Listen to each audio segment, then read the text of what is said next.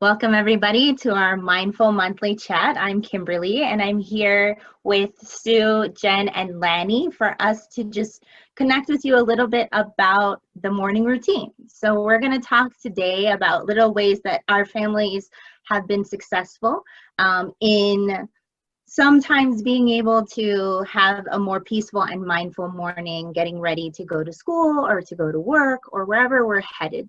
So I live with my young nieces who are Malia and Amaya, and they are almost 8 and 5. And so something that we do together is I use a mindfulness jar. This is a big one, but we use this one as a toothbrush timer. So we'll shake it.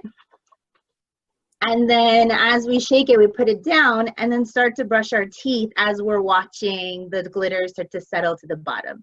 So it helps us to give a little bit of time to watch the glitter, to mindfully pay attention to what it is we're doing, and also gives us the time that we should be brushing our teeth for. So some jars obviously are going to need a couple of shakes before we're finished brushing, but this is something that helps them to be more mindful in brushing their teeth.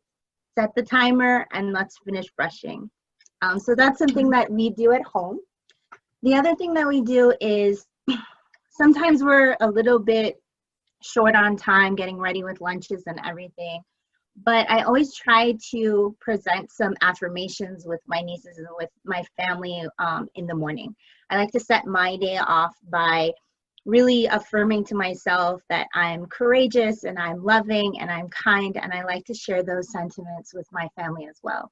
So whether that's before we get in the car or when we drive to school, because we do drive to school, we'll sometimes not have time during the morning. So during our drive to school, we'll talk about what affirmations or things we want to start, our intentions we want to start our day with. So that's been really helpful for me and my nieces. So we're going to hear from Lani now about something that's helpful for her and her family. Hi, I'm Lani, and my son Zephyr is now in 2nd grade, and we walk to school, and he's also a very late sleeper. So and he's very slow moving, and it takes a really long time for him to do everything. And maybe you have a kid that it just takes a long time. They like to do everything themselves.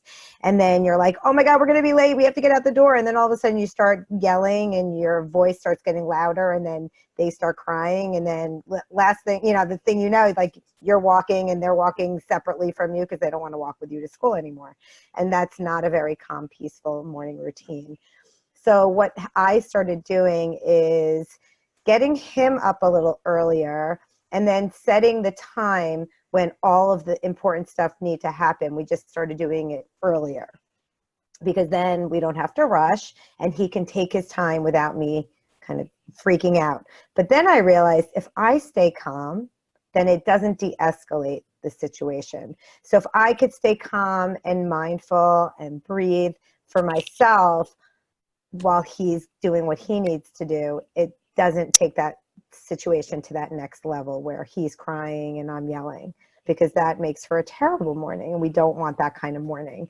So just giving that extra time has been like, it changes everything. And then just setting that expectation and maybe getting everything ready the night before that we know is going to take longer if we're doing need something special for that day, like snow boots or, extra books or whatever it is. So I think who's next? Is it Jen? Hi, I'm Jen Byer, and I have 3 girls, 11, 11, and 7, and things are changing now that the 11-year-olds are 11. They want to sleep in a little bit more, but my 7-year-old is ready to go. So, and I live in a very small space in a bus. So what works for me is having alone time, because I don't get much of it living in a small space and homeschooling my 3 girls. So what helps me is having my time in the morning. So I get up before everybody, except my husband, because he has to be at work early. And actually, we actually get up together very early in the morning, and we meditate together, and I journal. And so I set my intention and I do some affirmations, and I write in a journal. And it's mostly a scripted, and I'm going to share that with you all too, because it's really helpful.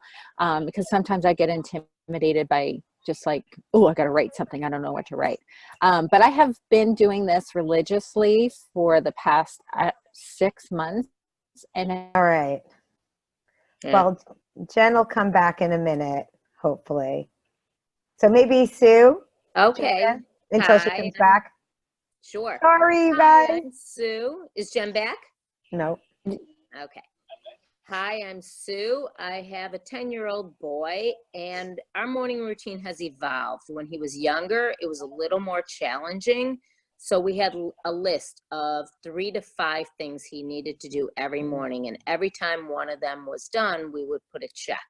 So it was a chalkboard. So we'd put a check or we'd erase it. And that was part of it. We also always did L shape against the wall, which is you put your hands down on the floor. He walked his feet up the wall. I supported him. He did 10 seconds of that. It's compression. It helps calm. It helps focus. And we did it for about a minute in total. So that was when he was younger. Now it's easy. We talk about the list. And we know the list, but we don't write it down. And I'm realistic about it. He's not going to make his bed every morning. I'm not going to fight with him about it.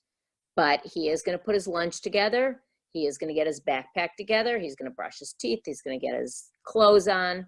So you have to know your kid, and you have to be realistic about what it is they can handle. So that's our morning routine, and it's very easy and very smooth. It wasn't when I used to push him, but now it's those 5 things that we've been doing for years that help. Okay, and that's it. Is Jen back? So great. Well, that's so great, and I'm so glad that all of us were able to share a few things that help our families, and we would love for you guys to share things that help your families. So what are the mindful things that you do with your family that help you guys to be more successful getting out the door? And we'll share some other things that come to our mind as well as we move forward. Thank you guys so much, and please visit us at Mindfulness Month for Kids.com. Our YouTube channel. Exactly, to see Can you more say it mindful again? videos. Go, Lani. Mindfulness Month for Kids.com will take you right to our YouTube channel, and with the link to this, and you see it on Facebook and social media, we're going to share our newsletter link, because we're going to send you a really awesome newsletter that goes with this that has even more ideas. Great. Thank you guys so much. Thank you. Thanks. Bye. Happy Look morning. forward to hearing. Bye. Bye.